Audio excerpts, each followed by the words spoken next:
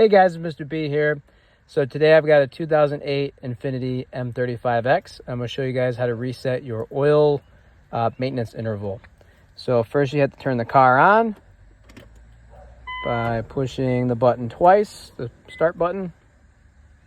And everything's going to be on this screen. So you've got your info button, your arrows right here, your enter button, your back button.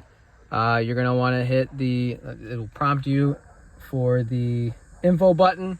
If that screen comes up, you don't really need that screen to come up, but you can hit the info button and then push down to maintenance. And then there's reminder 1, reminder 2, 3, and 4. You can turn them on and turn them off. So reminder 1 is the one I'll reset. That can be for the oil change.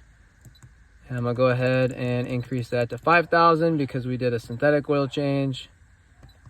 Hit OK. There you go. You can reset the distance. And then reminder 2, that's going to be for the tire rotation. Reset distance. Oh, make sure it's on. Turn that interval on.